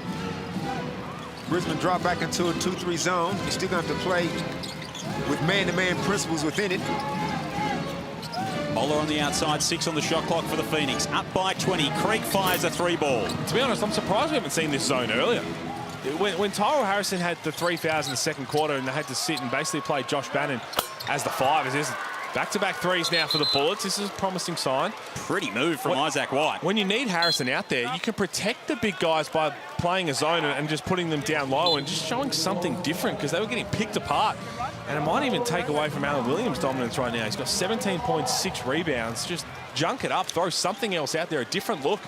Too often zones get criticized by coaches. They think it's not a proper defense to play with. They're scared about giving up 3-pointers. But when you play man-to-man, you're still giving up 3s. So what's the difference? Like you say, Pete, you can at least protect some guys. 43 seconds remaining in this third period. Phoenix by 17. Did get that lead out to 21 earlier in the term. First 4 minutes 30, gone a little bit early there, Pete. Reading skills, got distracted by the thought of hamburgers. Here's Air. Creek with a big physical move inside. Even though you go zone, you still got to guard your man within that zone. And uncharacteristic of Mitch to give up the easy penetration, especially with Creaky on his right hand. So 19 points, the spread. McDaniel, little head fake, lost it. 3 seconds there on DJ Mitchell. That's what happens because he's not used to playing the center position too often. 3 fouls on Chris Smith, 3 fouls on Harrison. Harrison's been a really important part of what they've done without Baines as well. He's been in good form, the big fella. Shannon Scott checks out again. So he's only played 11.5 minutes so far, Shannon Scott. Got in foul trouble early, broke his rhythm. Sometimes you can play yourself into a funk if you're not aggressive early. And I think Chris Scott played himself into a bit of a funk. Got himself in foul trouble. He wasn't aggressive. And then when it's time to be aggressive, it's almost like now it's too late. You're out of rhythm. Isaac White inside couldn't hit. We saw that a little bit in Cairns last year too. He had some really dynamite games like Pete spoke about earlier. He dropped 30 on the Sydney Kings, and then other games it felt like he went missing a little bit. It's Ben Air cans the corner 3, and the bench loves that for the Phoenix. Out by 22. but just that consistency in Scott's performances. Well, he was brought into this Bullets team to try and be that true point guard, which they've lacked for a couple of years. And Sobey, he's a 2-guard. He's a shooting guard as he gets a wide open look here. No good on that one. Sam McDaniel, it's a good rebound. I don't want to go too early here, Damon, but I do not see Will Cummings on the bench talking about his corky, and Shannon Scott is in some sort of pain too. And he better not have a corky. Boy, we could have double corkies here. We could have a double cork for you Saturday night. A cork fest in John Cain Arena. Is that a corky Quinella? That's unbelievable. We'll get Kelsey Brown on that. It's either that. Hopefully it's nothing to do with his knee, but get Kels to check in on that. The way this game is heading, I don't think we will potentially see Will Cummings if he's battling it. I might over-underline on mentioning corky for this game was at 4.5, so we're well and truly in the overs. Just the one game next week for South East Melbourne, a trip to New Zealand. In fact, New Zealand coming to John Cain Arena. Mitchell outside, can't get it to go. McDaniels keeps it alive. That's for the M1. Oh, that's not quite for White. Now here's one guy, Isaac White, who will not hesitate as we check out the replay here, see what happened to Shannon Scott. Drifted to the corner. Well, that's not good. That could be a hammy. That's a hamstring right there. I got a little bit more respect for hamstring strains than I do corkies. Yeah, straight away. There was no contact. It's not a good look at all. Shannon Scott pulled up a little bit short. There did Shannon Scott. Isaac White at the line. Kelsey Brown, what are you seeing in the Shannon Scott department?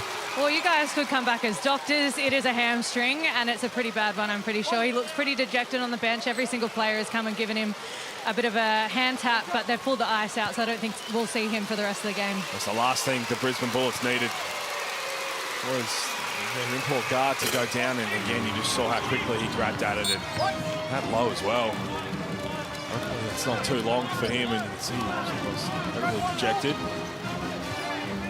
One thing about Brisbane, they are deep in the backcourt, so they're going to have to, they can cover for that to a degree, but they bring back Josh Bannon and they lose their starting point guard, so definitely a big blow.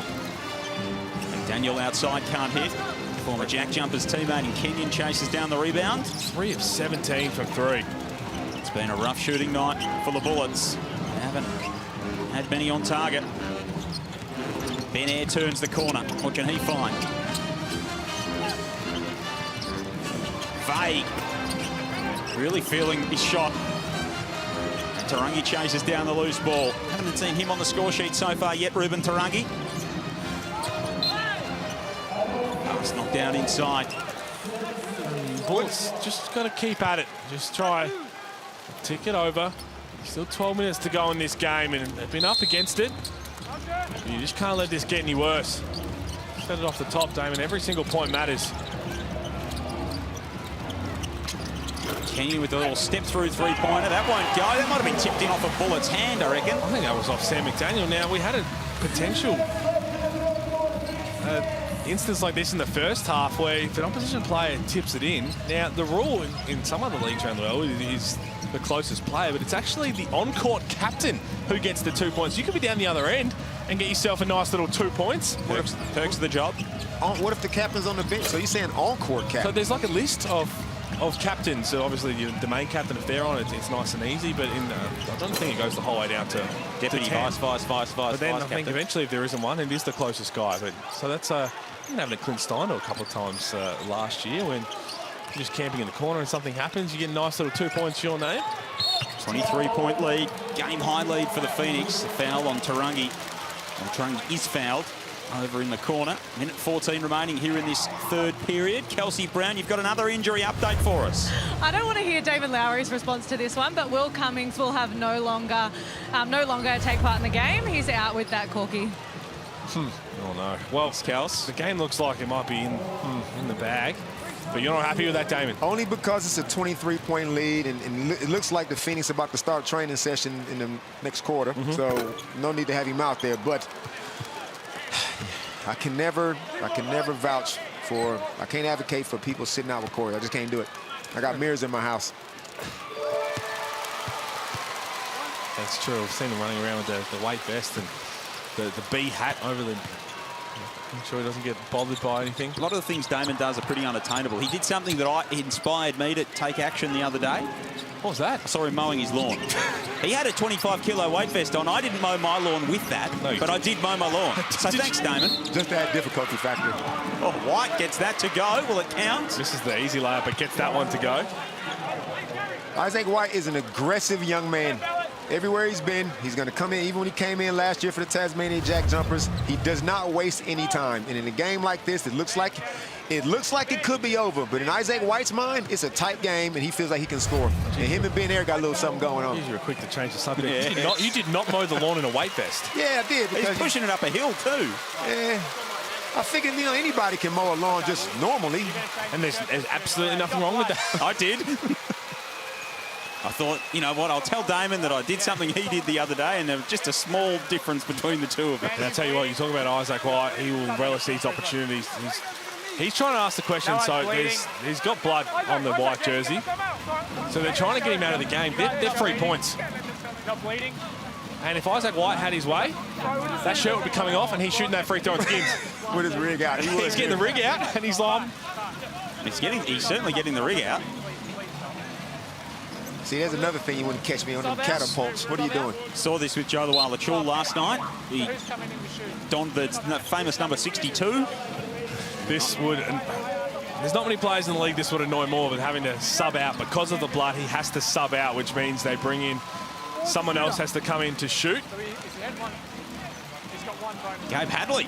That's going to be Gabe Hadley, who is a knockdown shooter. So, pretty tough way to come in and knock it down, and then he's on the board. Cash. Same thing, actually. Really enough, you talk about coming in for Mitch Creek in the NBA when he was over there and had his moments. There, I think it was a foul out or some similar situation, and the opposition team had to pick someone to go and shoot 2 free throws. And they picked the guy who was on a 10-day contract, and Mitch Creek went out there and knocked down the second one, I believe, and he's on the board. Would have been long odds for Gabe Hadley to get his first points of the season via a replacement free throw.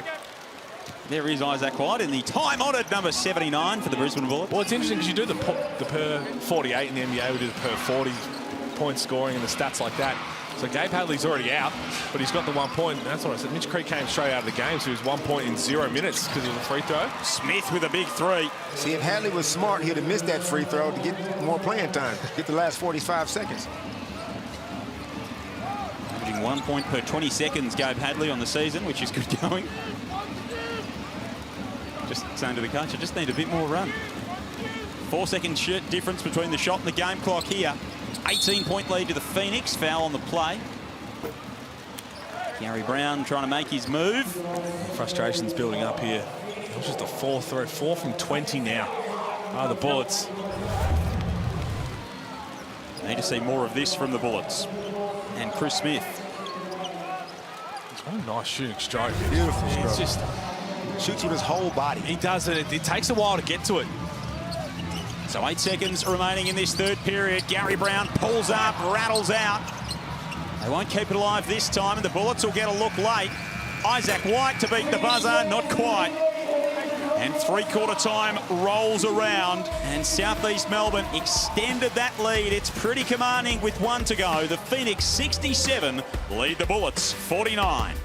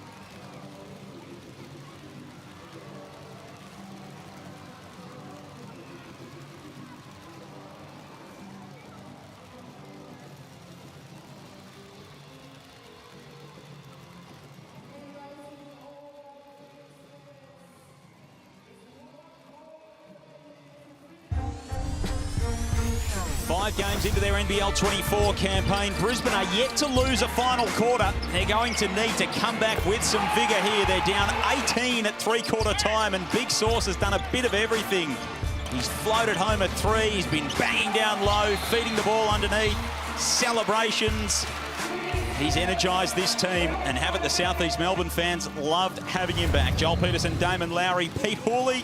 He's going to be a part of our coverage tomorrow at John Cain Arena is Alan Williams between Melbourne United and New Zealand. But the Phoenix have loved what they've seen from him in his return to the lineup this weekend. What can he do? I mean, he's a personality, too. He's a big personality, perfect player for that team because he creates a turnover. He's energy. That's who he is. And you see him no matter where he is, he's always infectious with that attitude of his. We love having him around. I think he was flexing to the bench just then as well. Not surprised, and I like this from Mike Kelly. Just to start the fourth quarter, you've got your main guys out there. Mitch Creek gets the floater. Again, it's just way too easy on this end for the Phoenix. So Owen Foxwell is checked into the game with no Will Cummings. He's out with the corky. That's going to be an offensive foul on Sobey. So just the 49 points for Brisbane to this point of the game. Sobey's a little bit sore. He's tried to lift them tonight. 12 points, 6 of 16 shooting. Oh, it didn't look like there was a heap in. Well, he got poked in the eye from Sauce. You can see his reaction. Sauce got him right there, but he got an offensive foul on Gary Brown. Didn't look like there was a heap in that. Bit of contact as he went rumbling through the lane. Mike Kelly addressed his team at three-quarter time. Kelsey Brown's courtside. What did the Phoenix coach have to say, Kels? Mike Kelly was all smiles. He said the energy is good and it's overriding their poor execution at the moment, which I'm not really seeing. But the emphasis now is to get through their sets. There you go, Damon, there's your answer. It is a practice run for the fourth quarter. So right now they're just checking if there's anything to Sobey's. Now, it was accidental from Alan Williams. I don't think it'll take long. So there's the one on Gary Brown, which right there, clearly accidental. He got him in the face. But there was nothing in that, I don't think. But dropped a couple of hits on the way through there, did Nathan Sobey. It's moved up to 8th among active players in points tonight, Nathan Sobey. He started the night 2 in front of Jason Kadee, so Jason Kadee playing next. Sobes is a warrior. He's going to give it his all no matter what the scoreboard says. And this is a dangerous point of the game right here. Even though we clearly got a 20-point lead and everything is going Southeast Melbourne's way, if they relax and think it's over before it's over, and the Bullets playing with like nothing really to lose, all of a sudden you can find yourself in the game. Kelsey's got some more for us from the sideline. Yeah, I want to talk about Phoenix. There was a lot of talk around their defensive pressure and that's what they want to bring to the lineups in these next few games. They obviously had a hiccup against the Hawks where they leaked 113 points. But I want to ask Pete Hooley, do you think this is the most talented Phoenix team we've seen for a while? Oh, that's a very tough question. They've had some... Talent hasn't been the issue. To answer Kelsey's question, for the Phoenix, they've had some talented roster, but it's about continuity and health. And even before the last couple of years, when they've had a pretty good run at it health-wise, defense has just been nowhere near good enough to what it has to do in the NBL. And Alan Williams is child's play for him. But that's what I'm talking about right now. If they stay healthy, which we might have put the Moz on them a little bit because Will Cummings is gone down, then they can build on something because you've got the pieces. You've got Gary Brown, Alan Williams and Mitch Creek. Your main 3 guys have already played a season together, so they understand that. You're bringing in some guys like you bring in Craig Moller, you bring over Matt Kenyon to try and help that defensive side of the court. And all of a sudden, you've got enough pieces there to really cause a problem. The one issue is right now, it is just trying to stay healthy so you can continue to build. Here's Kenyon. His 3 can't go from the wing. Harrison's out there in the number 87 now, so you've got Isaac White in 79 and Harrison in 87. Joe Luala-Chul in 62 last night, so it's been a weekend for the alternative numbers. Right now, the Bullets don't know how to play with this lineup.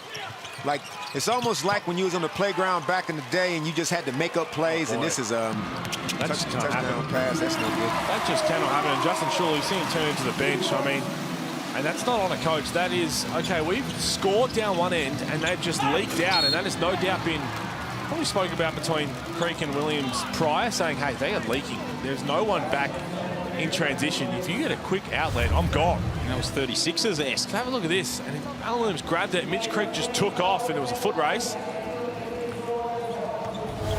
And you're right, that was the first 30 seconds of the game on Thursday night where Trey Kell knocked down a free throw for Adelaide and it ended up 2 seconds later as a fast break layup to Craig Moller. That set the tone for the game. It doesn't exactly start things off on the right foot. They're coming up next. So this is the first leg of our doubleheader tonight. Perth and Adelaide coming away next. John Casey, Liam Santa Maria, Andrew Gaze on the call of that one at the Adelaide Entertainment Centre. Oh, boy. Who needs that win more, Damon?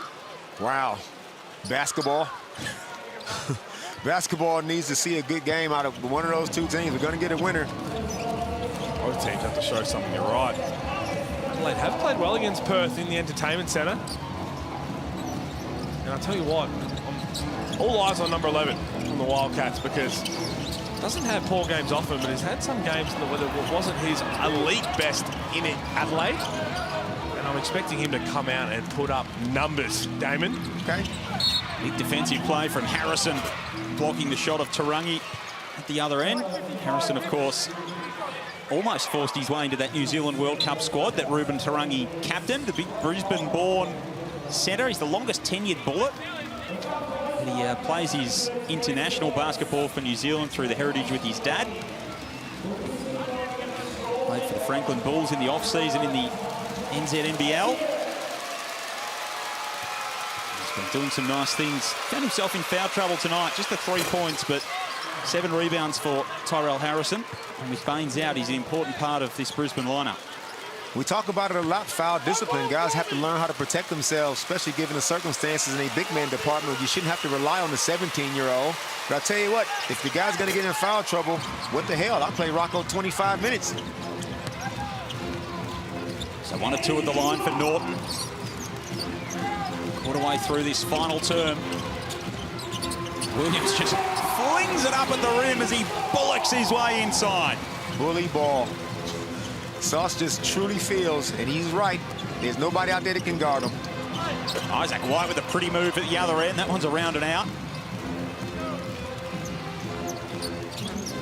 Phoenix doing as they please on the offensive end. 7 of 19 from downtown Brisbane with just 4 made 3 balls on the evening. Lost the handle that time, Williams wanted the call. Sobey. And White runs the floor and again can't finish. I tell you, 2 missed layups by Isaac White. This game could be a 14-point game, and it's still a winnable lead, but I'm telling you, Mike Kelly would not be feeling good about this one right here, the way his team's playing. Sloppy habits are starting to creep in. Well, no team scores more points in final quarters so far this season than Brisbane as they force a turnover here. Absolutely, they could be. It's fantastic mathematics, by the way. It could be well and truly on with this turnover. 6 minutes to go. And again, remember their 4th quarter last week against Melbourne United, and they got up and in. They did this. They just forced some turnovers. They got some easy layups, and good things happened. So a couple of good minutes for the Bullets. They missed some opportunities. The gap's at 18, and they forced the timeout.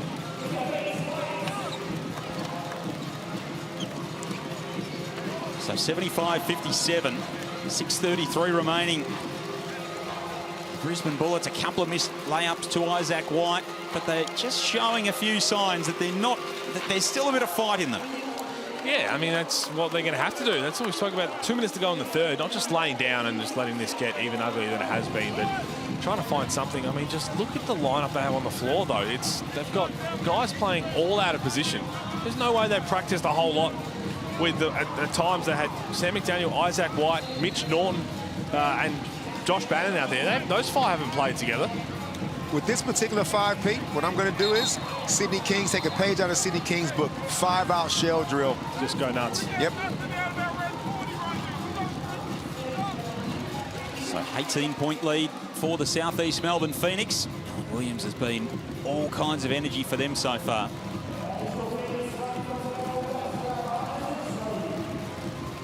Phoenix will like plenty of what they've seen so far this evening. 75-57 they lead. First leg of a double-header tonight. Adelaide and Perth coming your way from 8 o'clock Eastern Daylight Time. Of course, 7:30 in the great city of Adelaide. Pete Hawley. Yep, beautiful city that. Wonderful football team. One of them. Adelaide United, who won 3-0 last night. That works. That works. Get around the Reds. Chris Smith, wide open. During that timeout, Justin Schuller was saying that they need red 40. And red 40 is their full court pressure, run and jump, try and trap everything. What we saw in fourth quarter last week against United. And I don't know why they don't go to that more often. That should just be one of their staples in their defensive identity. And this is just... Harrison with a big rejection. Spills out to Ed, who nails a three. That sums it up. They executed out of that break. Phoenix came down, ran their stuff, got it through hands, ran their pick and roll. Always going to finish with a pick and roll at some point.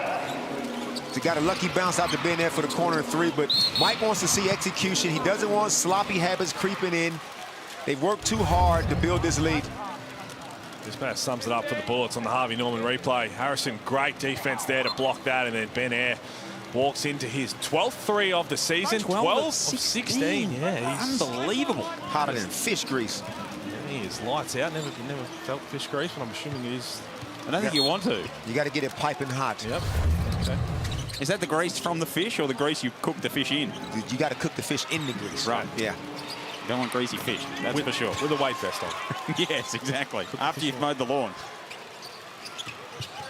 19-point lead for the Phoenix. Ben Air escapes the trap. Just going to walk into a three ball there. Kenyon takes it to the rim. Good defense from Sobey. He traveled. And a walk. That used to be called up and down back in the day. 12 offensive rebounds for the Phoenix. Just anytime they haven't had a good look or they've come up short, they managed to get an offensive rebound. And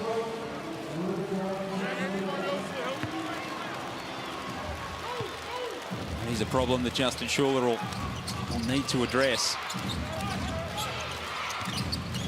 Brisbane with the double next week at Perth and Tassie at home. oh boy. That's about the longest, well, apart from the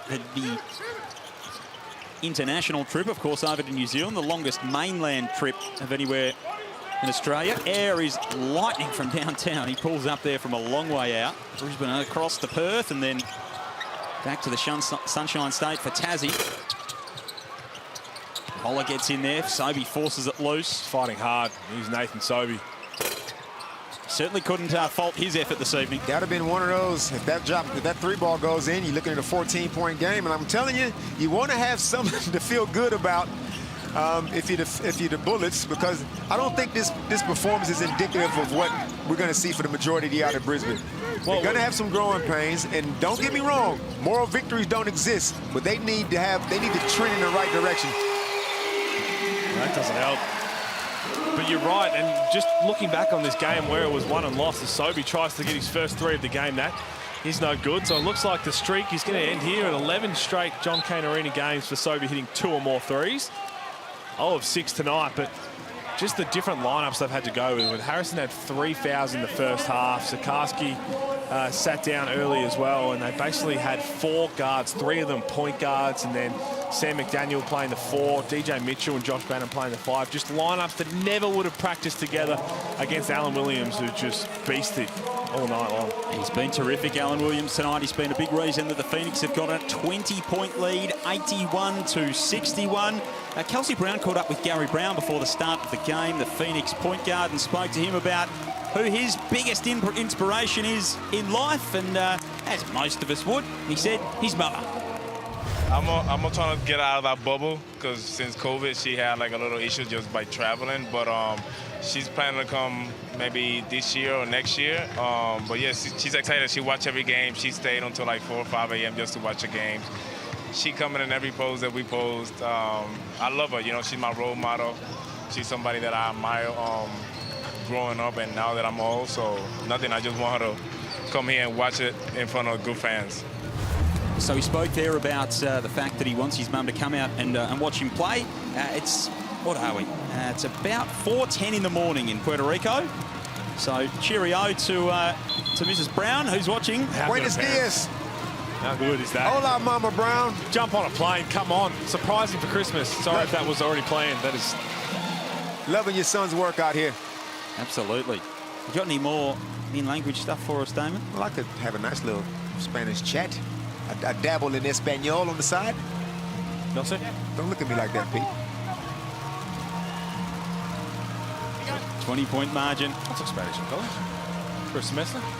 How'd that go? Have you got any remnants of it left?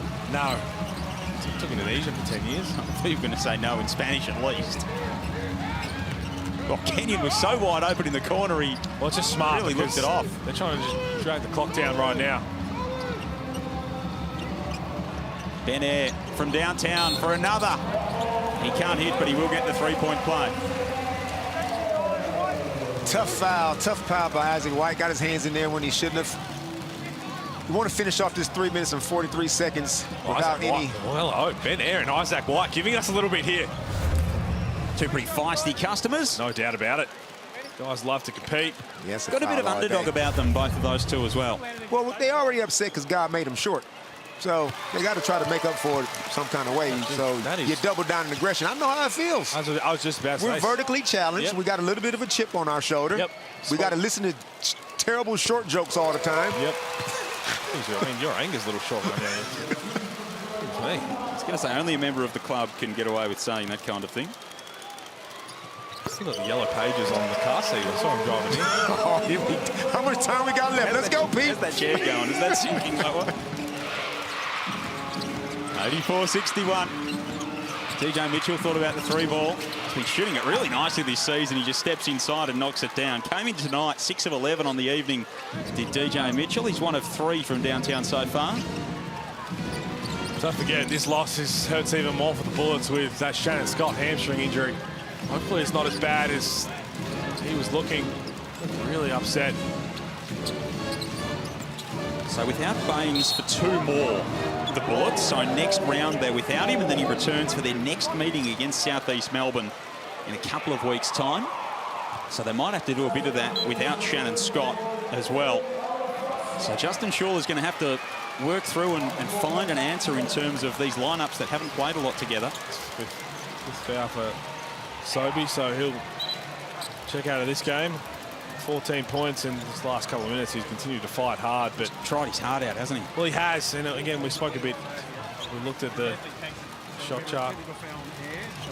I'll tell you right now. Oh, hello. Technical foul here on Ben Air. All right, you got it? Air is a technical foul? Yep. Technical foul. 10 black. Throwing the ball afterwards, adding black. So there you go. You heard it right there. So Nathan Sobey got called for the block, and then Ben Air gets a tech for fouls called. It's already out of bounds. That's stiff because he thought he was going out of bounds, so he's trying to throw the ball off Sobey. Now, it wouldn't surprise me if that combined with what happened the possession before with Isaac White is that's just into it. And yeah, that was unfortunate. That wasn't his intent, like to humiliate Sobey in any way. That was to try to save possession. Well, I think the referee's also saying that the whistle came before. And that's that every day. Isaac White missing it. And so have a look at the time and the whistle's blown. And yeah, so it is. You're right. I think Ben Air's saying the same thing. He thought he was out of bounds. So Vaughan Mabry was right on the spot. Isaac White's 3 of 6 on the night from the stripe. Very unlike Isaac White. Yeah, beautiful. Free throw shooter, 84% for his career. Tarangi forces the issue inside.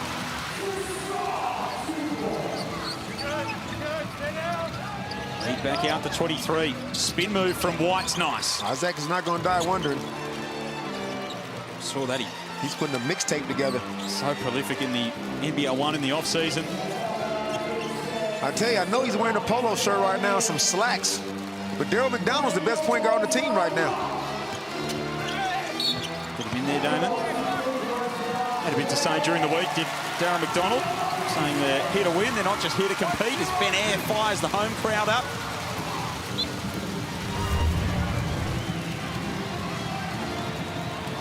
Playing against D-Mac back in the day, I'm telling you, like, back then, guys, imports could play into their twilight years, in their 40s. I remember Leroy Loggins, Brisbane Bullet icon, and in my opinion, the best import that's ever stepped foot over here. My rookie year in the league, Pete, Leroy Loggins was his last year in the league. He averaged 15 points a game, and he was 42 years old. I don't know what the record is since that, how old people are when they play their last games, but that's just a testament to what the imports was built like back in the day. I'm not going to enter the conversation, but I definitely Nice move One from of the best, Norton. no doubt. But what I will say is, all I can compare, David Anderson played until he was about 57. Still moving well. That fadeaway low block. Saw him in the coverage last night. Unguardable, hair looking immaculate. Always dressed to the nines is Big Dave. 20-point lead with 2 minutes remaining here for the South East Melbourne Phoenix. They're going to do enough to move to 4 and 3. Vague rattles one in. Down his stroke. Reece Vague, double figures, 12 points. He's got 6 rebounds. This is what they brought him in for. Dearly needed it. So 3 in a row now for the Phoenix. This will be, Pete. What does that do for their season as McDaniel hits? Oh, it's a long season, you're right. And games they dropped where they had key guys out. So have a look at this from Reece Vague. Just a step back going left. It's the lucky roll, but it's 3 or 4 from deep. He hit 2 in Adelaide. It's going to be a turning point for him individually. And as you always do, when you hit a nice 3, you sit down. That's a bit stiff. You're not going to let him play out the last 90 seconds. Luke Rosendale into the game. Sniper. The Perth game, Luke comes on and just starts knocking down triples. The Echuca product doesn't miss from downtown. Did plenty of it with the mighty Bendigo Braves in the NBL 1 in the off-season. That's good. Comes in. 90 seconds. Knocked down. You're right, Damien. He did it the other night as well. Really hard worker, Luke Rosendale. Forced his way into things. Like Kelly said, he brings energy and toughness to every session. Oh, a beer too. Nicely kept, nicely maintained. Astute customer. Bit like Felix von Hoff, who's coming up in the Saturday switch very shortly. Equal game high 24-point lead for the Phoenix. What about the Bullets here, Damon? So it's a 3-game skid for them now. 2 and 4 on the season they'll fall to, with that Perth-Tassie double to come next week. And the Baines miss, and now compounded potentially with an injury to Shannon Scott. So it's a big challenge in front of Justin Schuller in his first year as coach of this team and this young boards group. It is, and you know what? You really wouldn't have it any other way. I mean, Justin's being a rookie head coach. You think it was going to be easy? You have to go through the fire at some point to really test your mettle and see what your crew is about. He's put a roster together that's talented. Now going through this horror stretch and taking some L's, some bad losses, you really find out the character of your team. So you need to find this out sooner rather than later. So it's going to be interesting to see how the Bullets evolve throughout the year. It's an opportunity for them to prove themselves, if nothing else, both coach and quite a few of the players in the lineup. Yeah. And Moller's sore. Well, he said no, he's had a flop warning already, and he's just copped a technical foul for a flop there. It looks like he might be getting his foot stepped on. Let's have another look at it here. Sam McDaniel putting his... Oh, no, it's just... Oh, it's still a bit of contact. I mean... It just didn't look good. Did he jump first? It just didn't look good. Look, there is a bit of contact. It's pretty unlucky, but again, once you've had a warning, it's just... You're on edge because the referees know there's a warning there. Gabe Hadley misses at the line. He's 1 of 2.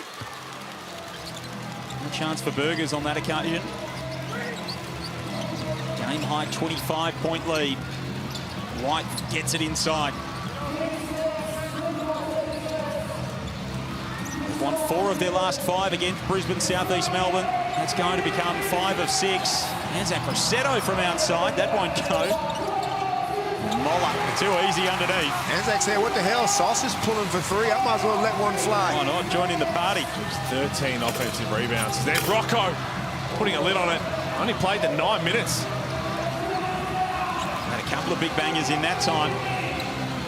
Rosendale wants to try and fill it up again. Well, every point matters, so that's why Mike Kelly's screaming at him to get this up. Get it to go. And I know a lot of people might not like this, the game's over, but just look no further than last year. Melbourne United missed out on 1 bucket, 2 points. Every single point matters, and so much so that every moment matters in NBL 24. Thank you. Nicely done. The cha-ching sound effect goes off in the background. The Phoenix have fired up this weekend. They run out winners for a 3rd game in a row. And they're really starting to build into this NBL24 campaign. 96-73 victors on their home floor. Behind a big performance from Alan Williams. They got the job done. They were in control. Really, ever since we had quarter time, they led by 12 at the half, by 18 at three-quarter time. And they do the job by 23 points in a pretty assured performance. Yeah, they took advantage of everything they wanted tonight, the Phoenix. They're going to continue to build. There will be a little watch on Will Cummings, that man right there. Mitch Norton asking, all good. He's got the corky to worry about, but they're starting to build. Alan Williams, geez, hasn't missed a beat. He looks really good and never looked worried. They looked in control from the moment that game started. Mike Kelly would be thrilled with how his team's turned things around. So a great performance against Tassie, Damon. They came back and won that by a point. And then, of course, a win over Adelaide on Thursday and this one over the Bullets. You're never going to be playing perfect basketball this early in the season, but you still got to accumulate as many wins as possible because, like Pete said, it could come down to literally the last shot of a game, of a season. So Mike is happy. You're going to go on some mini streaks throughout the course of the year. So right now, the Phoenix are on a little mini streak. See how far they can keep it going. 96-73, the final score. Alan Williams, such a big part of things. He's alongside Kelsey Brown. Yeah, I'm with Foot Locker player of the match, Alan Williams. We spoke at the start of the game. You have to be happy keeping Brisbane to 73 points when you spoke about that defensive focus. Yeah, we talked about defense earlier, and that's what we wanted to focus on, and we did that tonight. So it was great. We got great energy from the crowd, best fans in the NBL, and just want to go out there and play hard for them every night. You tossed your name into the MVP contention early in the off-season. Is that something in the back of your mind at the moment? Not really. You know, I just want to go out there and do my thing and be myself and help my team win, and whatever comes with that comes with it, but winning is first and foremost. I want to talk about your energy. You feel like the energy man in this group. Is that a role that you really relish in? Yeah, I've always been that. I enjoy playing basketball. I'm a fan of the game first and foremost, so anytime I get an opportunity to go out here and do what I love to do, I take it with stride and I have a lot of fun with it. And lastly, Pete Hooley in commentary said you need to improve your coffee order. So tomorrow, something needs to be better with that coffee order. What do you reckon? Yeah, game days are always Starbucks. Shout out to Starbucks AU, man. But no, I love Melbourne coffee, and I'm sure I'll get a flat white somewhere else next time. Awesome. Well done today. Thanks. Alan Williams with Kelsey Brown, our Foot Locker player of the game. We saw a little bit of everything from him, Pete. Well, and so much. So that floater is unguardable. When you step that far off, that's 99% accuracy, the way he goes about it. But I just love his energy, and he's looked really good on the glass and played really well from the jump. And as I said, and I've said it a couple of times, the only knock I do have on him that I found out that his order, Damon, was a pumpkin spice latte. I don't even know what that is. Exactly. But he's looking phenomenal when he's starting to hit the three ball. If you leave him that wide open, then look out. But Phoenix are happy to have him back. Got him for 2 years, mind you. And if the Phoenix has said Mitch Creek's going to have to have a big season, but this man right here is going to have to continue to be a force if they want to contend for an NBL24 title. But slowly ticking a lot of boxes right now. It's the bully ball for me with Big Sauce. This is the era where they try to make big men not be so big men, and Sauce goes down low and does dirty work.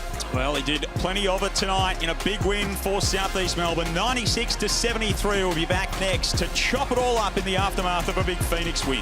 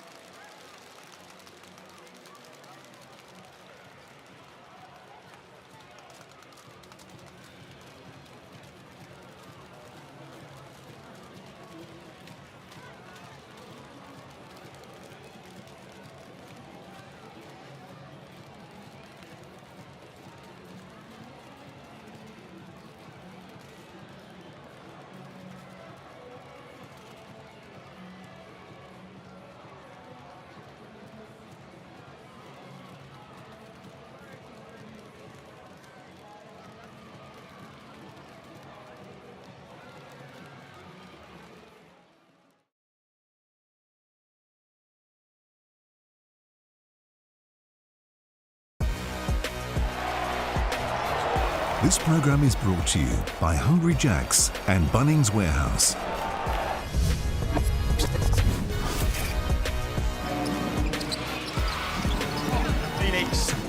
Phoenix get the job done by 23 points in the end. And it was a win they had to have, their third in a row. Pete Hooley and Damon Lowry, they dominated the second half. It was a comprehensive Phoenix win. They did everything they were supposed to do. Opposition, bad luck to Brisbane. They was a little bit undermanned, but that's no excuse. So Phoenix just took care of business. I mean, nothing really glorious to write home about. Just a methodical, solid win, which will go a long way in the standings down the track.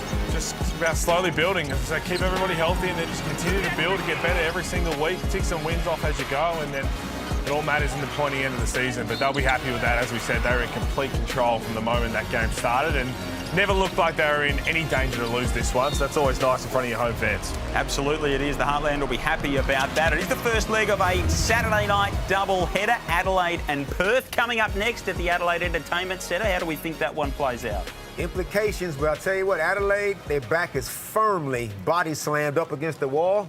I'm gonna pick the 36ers. Well, I'm gonna pick the Wildcats. I think they're gonna come in and do a good job here. That's tasty. That is a little bit later on. The Saturday switch is next. The Phoenix winners at John Cain Arena.